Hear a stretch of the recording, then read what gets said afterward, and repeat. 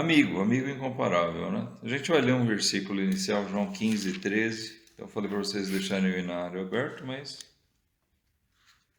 a Bíblia também, porque a gente vai passear.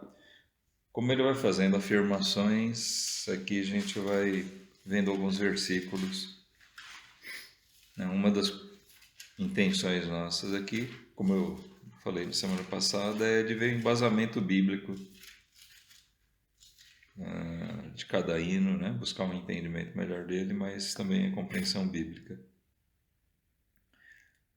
Então, esse aqui seria um versículo-chave para nós a respeito do assunto. Jesus disse assim, no versículo 13, João 15, 13: Ninguém tem maior amor do que este, de dar a alguém a sua vida pelos seus amigos. Ele está falando de si mesmo, né? Aquilo que Jesus fez. E é justamente esse aqui o primeiro assunto que o autor vai tocar, né? Mas antes da gente entrar nisso, deixa eu fazer aquela introduçãozinha básica aqui, falando a respeito de quem são os autores desse hino, né? O autor da letra original em inglês é um pastor americano, aliás, desculpem, não um pastor, um americano. Ele era um poeta mesmo, escreveu mais ou menos 3.000 letras de hinos. Dizem que nos últimos 30 anos de vida dele, ele deve ter composto cerca de 4 a 5 letras por semana, é a média. Então ele era bem dedicado a isso, apesar de ele não ser um pastor. Ele herdou o negócio dos pais, mas era bastante dedicado ali na igreja. Ele era metodista e se dedicava a poesia, né? A poesia evangélica. Ele é o autor também daquele hino famoso, né? Conta as Bênçãos. O tradutor, né? Aquele que traduziu para o português, também americano, Albert Lafayette Dunstan. Esse foi realmente um pastor batista que veio como missionário para o Brasil, trabalhou no Rio Grande do Sul, foi o pastor fundador da primeira igreja batista em Pelotas, no Rio Grande do Sul, em 13 de maio de 1924, há quase 100 anos atrás, né? Então, esse sim, um batista, tá? O autor da melodia, George Hughes, presbiteriano. Uma curiosidade dele é que ele se tornou regente, o maestro de uma igreja já aos 12 anos de idade. Com 14 anos ele já compunha e fez muitas melodias aí para hinos. Tá? Então nós temos aqui um mix, né? Uma letra feita por um metodista, uma tradução por um batista e uma melodia de um presbiteriano. Tá? Bom, mas o conteúdo da letra, pelo menos a tradução aqui, a versão que nós temos em português, é uma letra boa. Eu acredito que não haja assim nada para a gente questionar doutrinariamente, tá? Vai ter alguns hinos que nós vamos encontrar no Cantor Cristão que nós vamos lançar questionamentos, sim, tem dúvidas, né? Bom, mas ele chama esse hino de amigo incomparável. Primeiro a gente tem que falar sobre o que é um amigo, a gente parar para pensar um pouquinho no entendimento disso. Jesus, nesse versículo que nós lemos aqui, irmãos, fala: ninguém tem maior amor do que esse, de dar sua vida pelos seus amigos, né?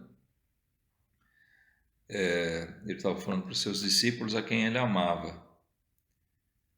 E assim ele chama seus discípulos de amigos.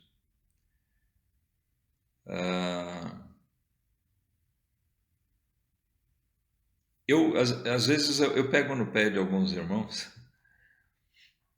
quando usam a expressão. Eu gostaria que vocês parassem para refletir um pouquinho. Eu sei que é um uso comum, assim, Mas muitas vezes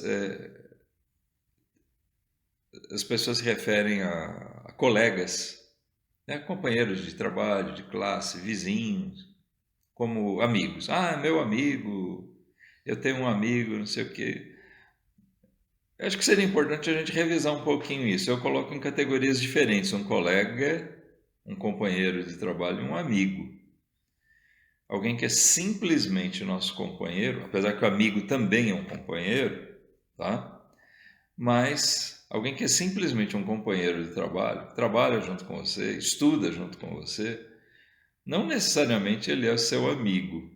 Então é uma expressão errada que a gente usa às vezes e rebaixa o nível da amizade. Amigo, segundo o dicionário, tá? Eu vou falar para vocês agora aqui, é aquela pessoa que ama, em que se pode confiar, com que se tem relação de afeto, companheirismo, amizade. É mais que um colega, né? Aqui já sou eu falando, tá? Então a gente deve notar isso, irmãos. O autor fala nessa letra aqui de coisas que estão ligadas a isso. A pessoa que ama, né? O amigo é aquele que ama. E Jesus, falando de si mesmo, aqui ele diz: ninguém tem maior amor do que esse. Ninguém ama mais do que ele, a ponto de ele ter dado sua vida pelos seus amigos. Esse é o grande amigo, né? O amigo incomparável. E a gente observa que na primeira estrofe, né, o autor ele segue uma certa lógica. Ele começa falando desse amigo incomparável, né? Não é um simples amigo ou um grande amigo, mas é um amigo incomparável. Não se compara a nenhum outro. E ele fala na primeira estrofe, então, dessa questão de Cristo como o amigo salvador. Diz a primeira estrofe: nenhum amigo há igual a Cristo. Não nenhum, não, nenhum. Outro não há que minha alma salve. Não, nenhum. Não, nenhum. Então, a gente observa aqui a primeira grande qualidade, a primeira grande virtude desse amigo incomparável que é Jesus. Ele é Salvador. Ele vai além, né, do que qualquer outro amigo possa fazer, né? Por mais que a gente tenha grandes amigos, né? Eu tenho em alguns irmãos grandes amigos mesmo, mas eu sei que por maior que seja a nossa amizade, o nosso amor uns pelos outros, e nós possamos fazer grandes coisas, assim, grandes sacrifícios uns pelos outros, mas nenhum de nós pode salvar o outro. Isso nenhum de nós pode fazer. Só Jesus. Só Cristo é o amigo salvador, o amigo que pode fazer. Como amigos nós podemos até pregar, né? Mostrar Cristo, mostrar para eles esse amigo salvador. Mas nós mesmos não podemos salvar. Vamos retornar um pouquinho aqui no Antigo Testamento, irmãos, para ver algumas virtudes do amigo. Provérbios 18, 24.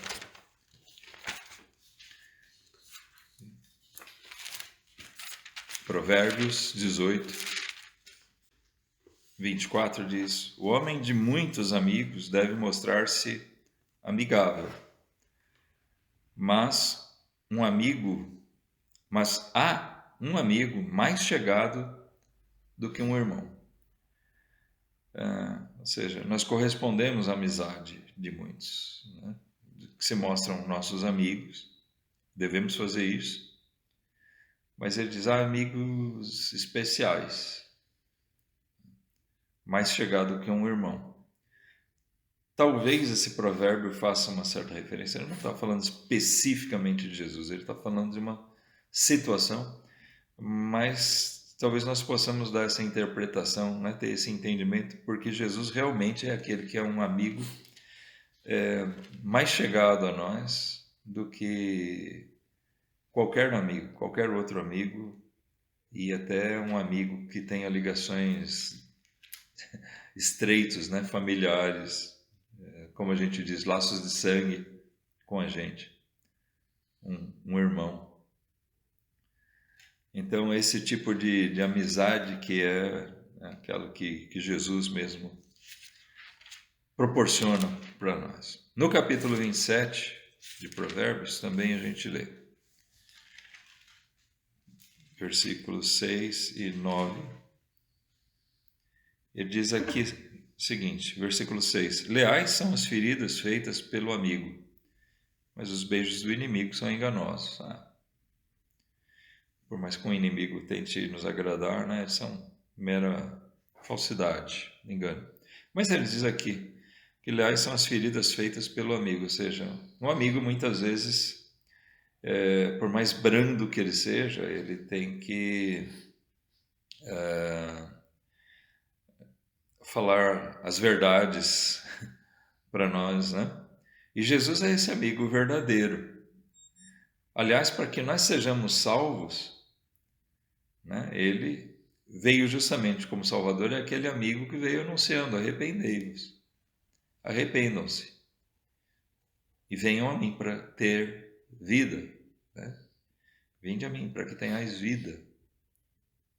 Jesus oferece isso, mas ele demonstra que nós somos pecadores. Então, como um bom amigo, ele cumpre esse papel bíblico de nos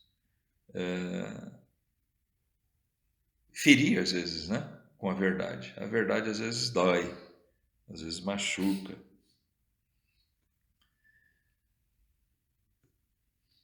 Por outro lado, o versículo 9 diz: o óleo e o perfume alegram o coração, assim o faz a doçura do amigo, pelo conselho cordial. Então aqui ele mostra uma outra faceta do amigo, né?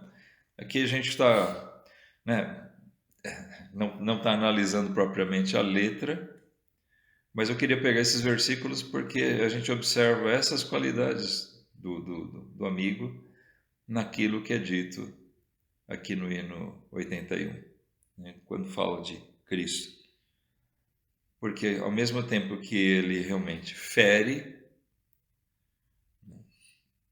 com a verdade, ele também é aquele amigo que, com seu conselho amoroso, cordial, ele nos encaminha no bom caminho. Ele é o bom pastor, né? É que nos conduz para o bem, com seu cuidado doce, né? Amoroso.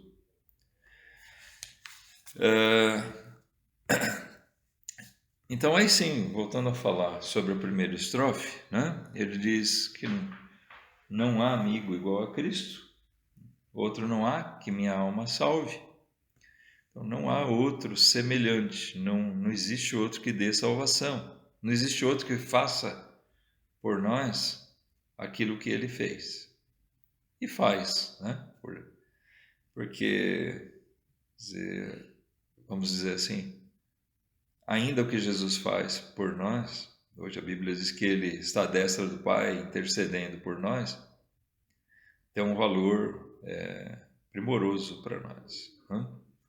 Mas a gente se refere aqui na primeira estrofe especialmente àquilo que ele fez por nós lá na cruz. Não existe outro que faça que cumpra uma obra de sacrifício tão grande. Para a segunda estrofe, na segunda estrofe ele diz assim, olha: nenhum momento ele me abandona. Não, nenhum. Não há desgosto que não suavize. Não, nenhum. Então, ele fala aqui de outro aspecto, né? Jesus não nos abandona nunca. Uma das virtudes de um amigo é a sua lealdade, é a fidelidade dele. É aquele que se mostra presente, que ele se mostra amigo não só hoje e amanhã vira as costas para nós ou nos engana, né? O amigo verdadeiro é aquele que, como a gente brinca, né? Haja o que hajar, né? Ou haja o que houver, ele se põe ao nosso lado, ele tá presente, às vezes para usar as feridas, né? Fazer em nós as feridas leais, outras vezes com aquele conselho doce, como bom perfume, como boa essência, né? Agradável ouvir as palavras dele, de estímulo, de ânimo e tal. Mas Jesus é aquele amigo que não se ausenta. Outros amigos podem faltar. Amigos que nós temos aqui, entre os irmãos, entre os familiares, de repente tem momentos que nós não podemos, por um motivo ou outro, nós não podemos contar com eles. Mas Cristo é aquele que sempre nós podemos contar ao nosso lado, né? Ele diz que não há desgosto que ele não suavize. Não diz que ele não permite que venham desgostos de sabores sobre a nossa vida, não. Ele diz que não há desgosto nessa vida que ele não suaviza. Que tipo de desgosto? O que ele quer dizer com isso? Tristeza, né? Não há tristeza nessa vida e a gente passa por situações, né, onde a gente vai se entristecer, nós vamos sofrer, amigos, parentes vão morrer, nós vamos ter perdas, nós vamos sofrer coisas aqui, isso é inevitável, faz parte da vida, né?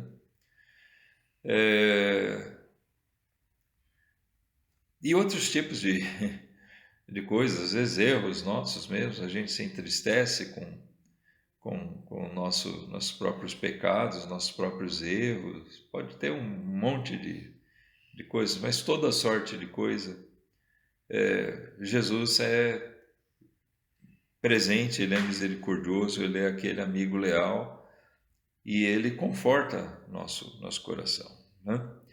Indo lá para Filipenses 2:1, o versículo que a gente usou no domingo passado, Filipenses 2. Depois a gente vai voltar aqui em Filipenses para ler outros versículos, tá? Mas eu estou seguindo a sequência aqui. Em Filipenses 2:1, Paulo disse: portanto, se há algum conforto em Cristo, se há alguma consolação de amor, se há alguma comunhão no Espírito, se alguns entranháveis afetos e compaixões, completai o meu gozo, né? Mas ele fala aqui do conforto que há em Cristo. Como eu disse no domingo, ele coloca aqui uma pergunta, se há, é mera retórica, porque ele está falando de uma coisa que reconhecidamente existe, né? Ele sabe disso e ele procura assim chamar a atenção dos irmãos para que atentem para isso. Nós temos um conforto em Cristo, eu, Paulo, vocês, né? E nós hoje, nós encontramos conforto em Cristo. Ele é o nosso amigo que nos dá amparo, nos dá conforto. E não importa quando, pode ser que a gente esteja sozinho, não tem mais ninguém com a gente, né? Talvez na solidão mesmo, a gente, na verdade, nunca está sozinho. Tinha uma irmã lá em Sudmenuce que ela tinha uma expressão, volta e meia, ela era viúva, morava sozinha, e volta e meia a gente falava alguma coisa, mas a irmã foi sozinha, ou ficou sozinha, e ela falava sozinha e Deus. Então muitas vezes, detalhe, né? Ela falava sozinha e Deus. Na verdade, muitas vezes a gente pode pensar que está só, mas não. Nós estamos sozinhos, nós e Cristo. O crente deve saber sempre disso, né? Que ele sempre tem o amparo do seu Senhor, do seu Salvador. Ele morreu na cruz para nos salvar, nos dar vida eterna, e depois ele não vira as costas para nós, não nos abandona, ele está sempre com a gente. Em Romanos 8, a gente tem aquele cântico de vitória de Paulo, que também trata disso, né? Nenhum momento ele nos abandona. Ele diz aqui, Versículo 31. Que diremos, pois, essas coisas? Se Deus é por nós, quem será contra nós? Aquele que nem mesmo seu próprio Filho, Cristo, poupou, antes o entregou por todos nós, como nos não dará também com ele todas as coisas? Quem tentará acusação contra os escolhidos de Deus? É Deus quem os justifica. Quem é que condena? Pois é Cristo quem morreu, ou antes quem ressuscitou dentre os mortos, o qual está à direita de Deus e o que também intercede por nós. Notem, Jesus está lá o tempo todo intercedendo por nós. Versículo 35, ele diz: quem nos separará do amor de Cristo? Aí ele fala de uma série de sabores, que são esses desgostos que o autor fala aqui, né? A tribulação, a angústia, a perseguição, a fome, a nudez, o perigo, a espada. Alguma dessas coisas é capaz de nos apartar de Cristo. Ele diz, como está escrito, por amor de ti somos entregues à morte todo dia. Somos reputados como ovelhas para o matadouro.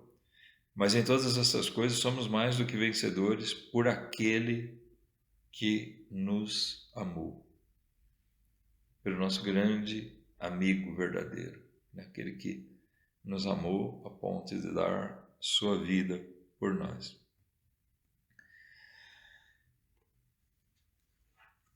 Então nós devemos lembrar sempre, irmãos, que Jesus é aquele amigo único que salva, nosso amigo salvador, e ele é, como diz a segunda estrofe aqui, aquele amigo que está sempre presente e que sempre suaviza nossos dissabores aqui nessa vida.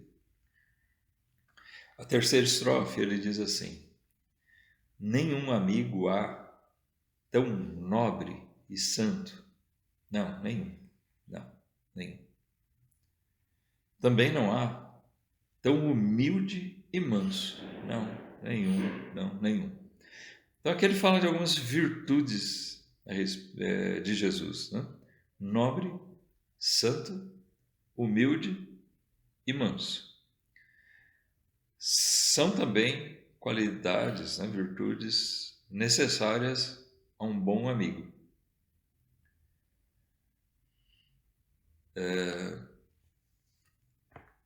Quando ele diz aqui nobre, um amigo nobre, a gente pensa geralmente num sentido nobre, fazer parte da nobreza. Jesus é nobre nesse sentido também, já que ele é o rei.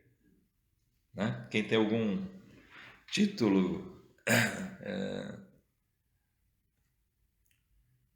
como se diz, um título nobilístico, né?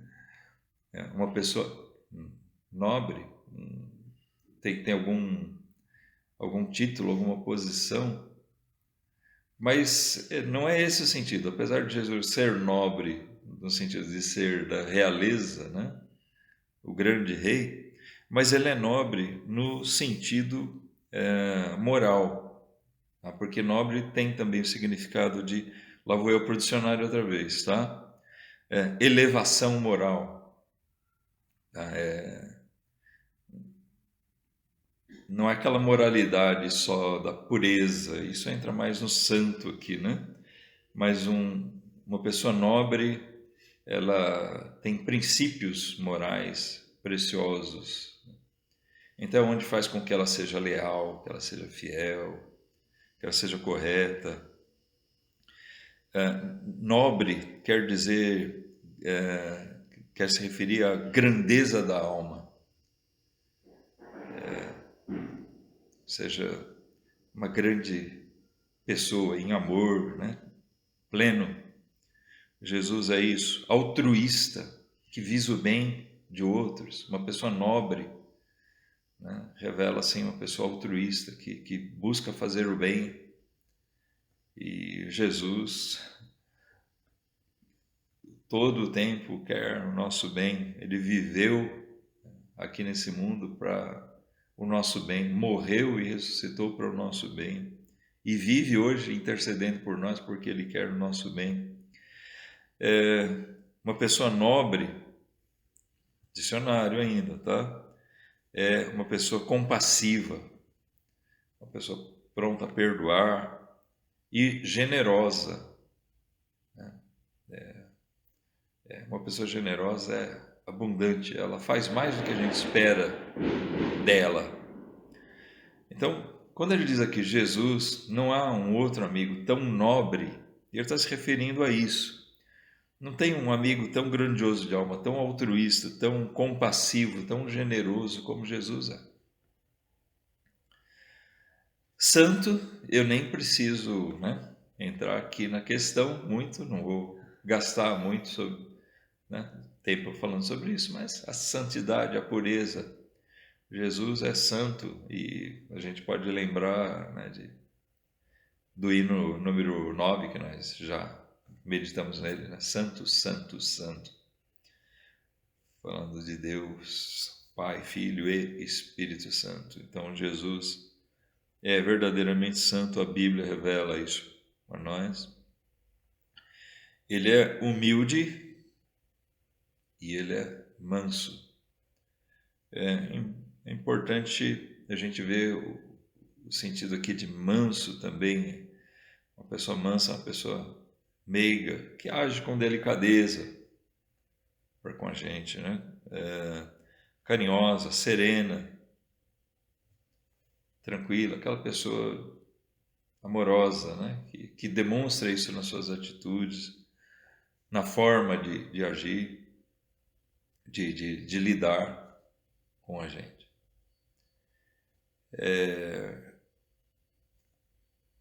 Então ele fala sobre essas virtudes de Jesus.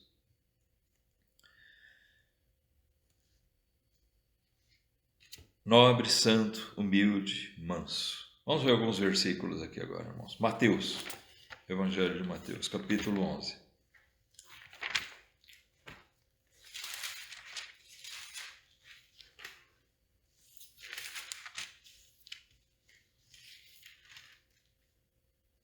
No versículo 29, bem conhecido esse versículo, nós lemos Jesus dizendo: Tomai sobre vós o meu jugo e aprendei de mim, que sou manso e humilde de coração. Nós podemos dizer que o autor aqui foi bem bíblico, né? Falando de Jesus, não existe um amigo tão humilde e manso. E Jesus diz aqui: sou manso e humilde de coração, encontrareis descanso para as vossas almas. Então ele nos desafia, por assim dizer, a tomar sobre nós o jugo dele e aprender dele e ver o quanto ele é humilde, quanto ele é manso. Quanto mais o crente toma sobre si o jugo de Cristo, mais ele aprende, mais ele observa quanto Jesus é bom, quanto ele é humilde, quanto ele é manso, quanto ele é generoso para conosco. Capítulo 21 ainda aqui em Mateus.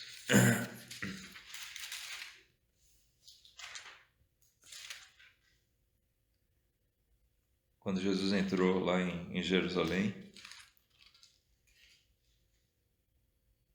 nós lemos assim: dizei à filha de Sião, eis que o teu rei aí te vem, manso e assentado sobre uma jumenta, e sobre um jumentinho, filho de animal de carga.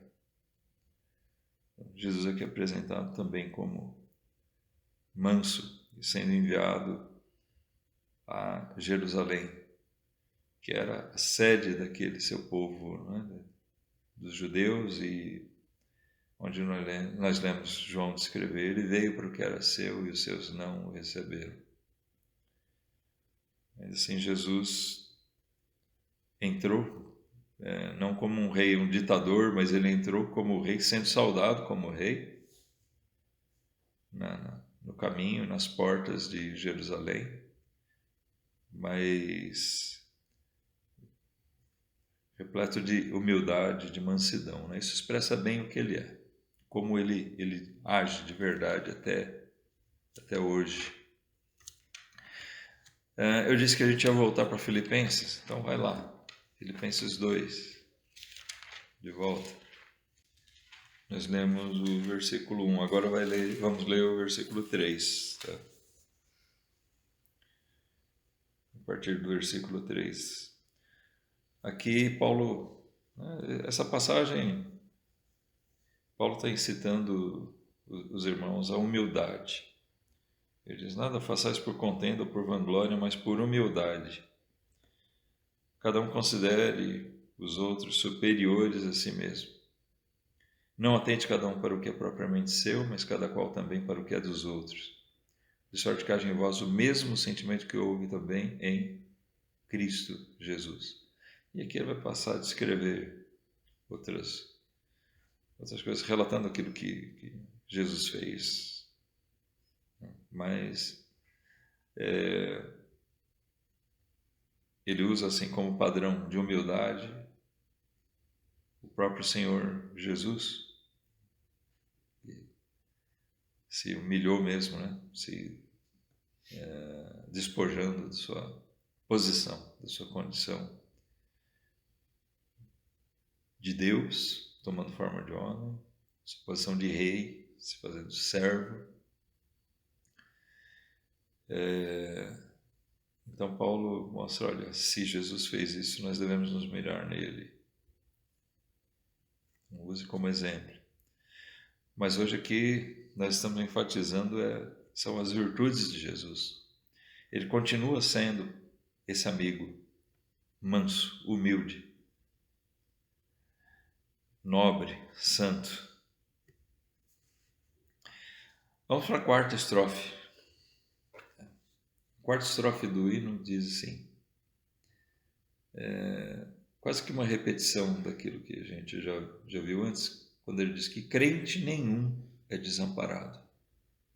Não, nenhum, não, nenhum. Mas ele vai um pouquinho além aqui. Nenhum ansioso há que é rejeitado. Não, nenhum, não, nenhum. Não há nenhum ansioso que seja rejeitado. Alguém pode pensar, de novo a gente tem que atentar para o significado correto das palavras onde elas são aplicadas. Né? Muitas palavras têm sentido amplo, né? Elas podem ser interpretadas de maneiras diferentes. A ansiedade muitas vezes é tratada por nós como um pecado, como de fato realmente ela se mostra, né, como um pecado. Quando é que isso acontece? Quando a ansiedade está falando de uma inquietação onde a gente demonstra falta de fé, irmãos. A ansiedade é pecado nesse sentido. Quando a gente fica demasiadamente inquieto com as coisas e parece que a gente não confia que Deus está sobre tudo. Então isso é falta de fé mesmo.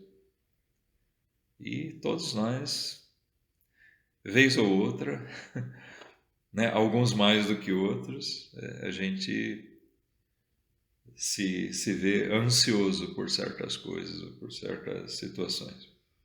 Mas não é disso que ele está falando aqui, não. É outro tipo de ansiedade. O ansioso aqui é aquele desejoso, aquele que realmente almeja Cristo.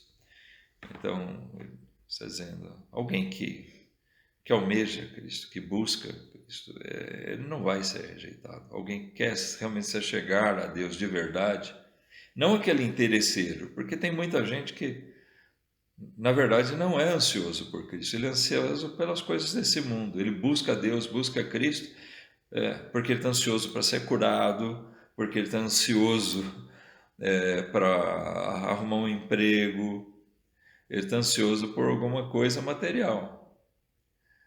Não é disso que o autor está falando.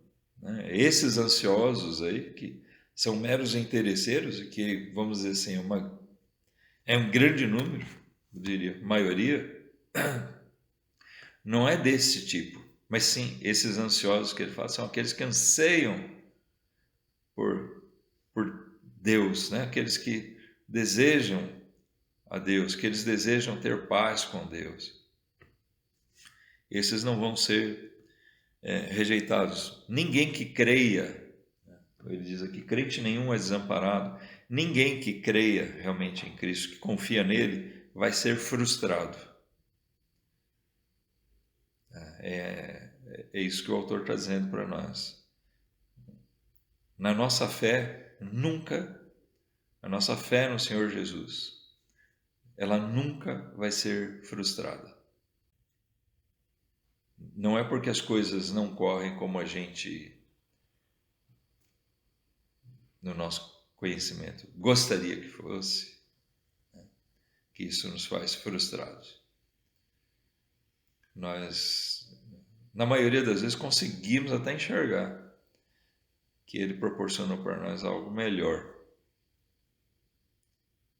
Ou nós encontramos um conforto tão grande com a presença dEle, com a forma que Ele conduz a gente em meio a essas tribulações, que a gente não se sente frustrado porque não foi desamparado.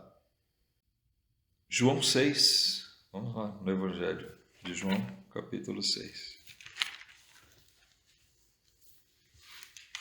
Versículo 35. Jesus disse: eu sou o pão da vida. Aquele que vem a mim não terá fome, e quem crê em mim nunca terá sede. Jesus está falando aqui que nós vamos ser saciados nele, satisfeitos nele. Ele não está falando... Quem conhece, né, o discurso de Jesus sabe que ele não está falando aqui de comida, apesar de que nós temos uma promessa bíblica, né? Davi diz: eu fui moço e agora sou velho, mas nunca vi o justo a mendigar o pão. Nós temos, sim, a confiança de que Ele cuida de nós. Mas Jesus está falando aqui de saciar, satisfazer a necessidade da nossa alma. E aquele que vem a Ele, aquele que vem com fé, crendo nele, confiando nele, não vai ser frustrado, não vai ter fome, ele vai ser saciado, porque Jesus é o pão da vida. Mas também não terá sede, é mais do que isso. Versículo 37, ele diz ainda: todo o que o Pai me dá virá a mim, e o que vem a mim, de maneira nenhuma o lançarei fora. Olha, não vai ser rejeitado. Não há ninguém, nenhum ansioso que seja rejeitado. Ele não vai lançar ninguém fora. Aquele que vem a Ele, e quando ele diz aqui: todo que o Pai me dá virá a mim, é aquele que o Espírito Santo tem trabalhado no coração dele e despertou nele a consciência da necessidade que ele tem de Deus, e ele vem então ansioso, desejoso. E Jesus disse: todos esses que o Pai me manda, eles vêm ansiosos realmente por mim, e eles não vão ser frustrados, não vão ser desamparados. Aquele que almeja realmente paz com Deus, aquele que almeja andar com Deus, Jesus vai ser para ele o caminho, a verdade, a vida. Jesus vai ser para ele o pão que vai saciar essa fome, a água que vai saciar essa sede. Jesus diz no versículo 38, porque eu desci do céu não para fazer a minha vontade. Olha aquele lado altruísta de Jesus, né? Eu não vim para fazer a minha vontade, mas a vontade daquele que me enviou. E a vontade do Pai que me enviou é esta: que nenhum de todos aqueles que me deu eu perca, mas que o ressuscite no último dia. Porquanto a vontade daquele que me enviou é esta: que todo aquele que vê o Filho e crê nele tenha a vida eterna, e eu o ressuscitarei no último dia. Então nós temos a promessa de Jesus aqui, né? Nesse versículo final, versículo 40, com relação ao cumprimento maior. Por mais que a gente passe aqui por dificuldades, por necessidades, mas nós temos a promessa de Jesus, que nós viveremos eternamente com Ele, né? Ele diz: eu ressuscitarei no último dia, não vou rejeitar nenhum vai ser lançado fora, nenhum vai se perder. A gente tem 10 minutinhos no máximo aqui para ver o coro do hino. Não pode ficar de fora, né? Ele repete, então, a afirmação, que é um complemento precioso para tudo aquilo que foi dito. Cristo sabe das nossas lutas. Guiará, ou seja, Ele nos guiará até o fim chegar, até o fim da nossa vida, da nossa jornada. E ele encerra lembrando que nenhum amigo é igual a Cristo. Reforçando sempre, né? Nenhum. Não. Cristo sabe das nossas lutas. A gente pode aplicar isso aqui em 2 sentidos. Jesus sabe das nossas fraquezas. Grande parte das nossas lutas provém das nossas próprias fraquezas, nosso próprio pecado que habita na carne, na nossa carne. E Jesus sabe disso.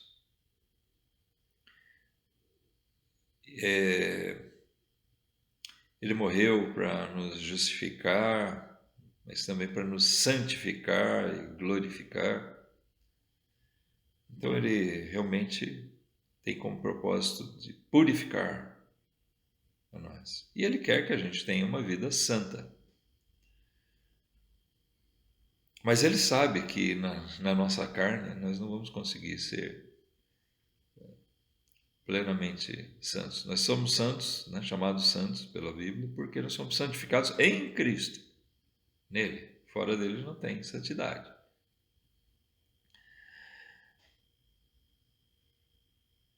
Mas ele conhece essas nossas fraquezas, né? Ele é compassivo, esse amigo, ele é generoso, ele é compassivo, né? Aquele que está pronto para perdoar.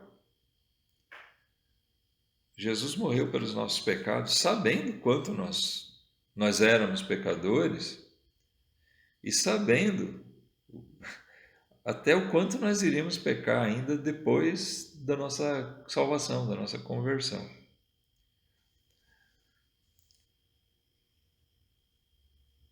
Mas ele sabe também das nossas lutas, né?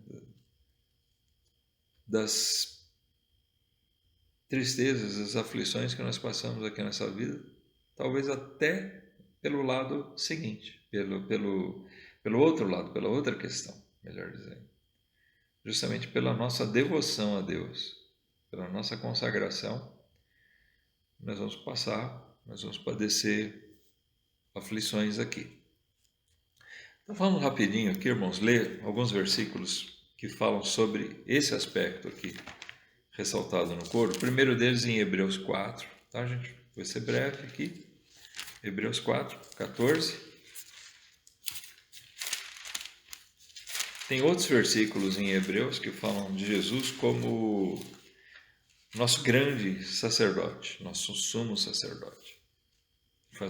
O autor de Hebreus faz uma comparação entre os sacerdotes humanos que existiram lá em Israel e o grande e verdadeiro sacerdote que nós temos, que é Jesus. Aqui no versículo 14, então, Hebreus 4, 14, ele diz assim: visto que temos um grande sumo sacerdote, Jesus, Filho de Deus, que penetrou nos céus, retenhamos firmemente a nossa confissão. Porque não temos um sumo sacerdote que não possa compadecer-se das nossas fraquezas, porém um que, como nós, em tudo foi tentado, mas sem pecado. Então a gente não pode esquecer que esse nosso amigo aqui, apesar de hoje estar à destra do Pai, o grande amigo, o amigo incomparável que é Jesus, ele é nosso sacerdote. E ele viveu aqui como homem, ele viveu na carne, como a gente, ele se sujeitou, se submeteu a isso também, a viver aqui como nós. E o autor de Hebreus lembra, em tudo que nós fomos tentados, ele foi tentado também. Só tem uma diferença, né? Nós pecamos muitas vezes. E ele não pecou nenhuma. Mas ele sabe das nossas fraquezas. Ele sabe o que é passar por tentações. Ele sabe o quanto nós somos fracos. E por isso ele é compassivo. De novo no Evangelho de João, capítulo 16. Falei que a gente ia passear bastante, né? Mas agora eu só quero ver 2 versículos mais com vocês, tá? João 16, o último versículo do capítulo. Jesus disse aos seus discípulos: Tenho-vos dito isto para que em mim tenhais paz. No mundo tereis aflições, mas tende bom ânimo, eu venci o mundo. Então, olha, Jesus sabe das nossas lutas. Ele falou para os seus discípulos: vocês vão passar por aflições, vocês vão ser perseguidos, vocês vão padecer muita coisa, mas tenham bom ânimo, eu vou estar com vocês, e eu venci o mundo. E aquele que crê em mim vence o mundo também. Jesus diz: eu venho para que vocês sejam feitos mais do que vencedores, né? Nós temos esse ensinamento da parte dele. Nós somos feitos em Cristo mais do que vencedores, porque estamos com ele. A palavra de Deus assim nos ensina. Também em Mateus 28, 20, para a gente concluir.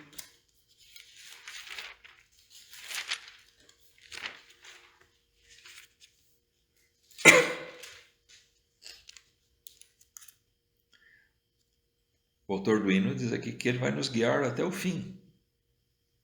Aqui em Mateus 28, Jesus lançou uma promessa, depois de dar a grande comissão à igreja, aos seus discípulos, que eram a sua igreja na época, a ordem deles irem, fazer discípulos, pregar o evangelho, batizar pessoas, ensinando a guardar todas as coisas. Ele diz no versículo 20 aqui: ensinando-as a guardar todas as coisas que eu vos tenho mandado. Mas eu quero ressaltar essa parte final, relembrar isso. Ele disse: e eis que eu estou convosco todos os dias. Nenhum momento ele nos abandona. Ele disse: eu estou convosco todos os dias. Se nós cremos em Jesus, se nós confiamos nele, nós temos que ter isso vivo na nossa mente, no nosso coração. Ele disse: eu estou convosco todos os dias. E ele diz: será que ele disse isso só para aqueles discípulos? Não, ele diz: até a consumação do mundo. Ou seja, até aquele momento em que acabar esse tempo, essa era, né? Que isso se dá com a sua volta. Então é disso que Jesus está falando. Então ele não está falando só para aqueles discípulos, mas para todos os seus discípulos, para todos os seus amigos.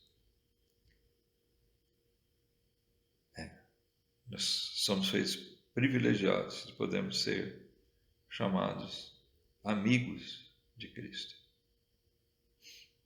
Aquele que é fiel a Ele é um verdadeiro amigo de Jesus. E Ele é o nosso grande amigo, nosso amigo incomparável. Eu estou convosco todos os dias, até a consumação do mundo, ou como outras versões dizem, até como a consumação dos séculos. Então a gente deve lembrar disso. Cristo sabe das nossas lutas, das nossas tribulações. No mundo tereis aflições.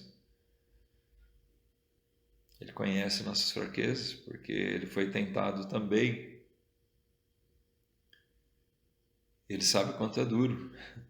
Ele resistiu.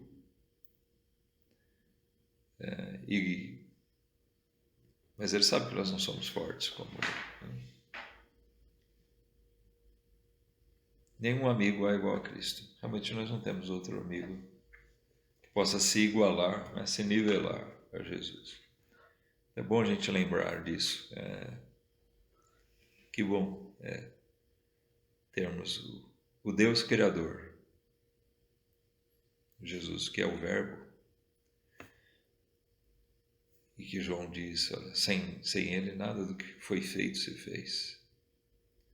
Então ele é também o nosso Criador. O Criador se fez amigo das suas criaturas. Que bênção, que bênção. Então quando a gente canta esse hino, eu não sou muito fã da melodia desse hino, não. Mas o conteúdo da letra dele, a poesia dele é muito boa. Vale a pena cantar. Refletindo a respeito das verdades que ele ensina. Amém?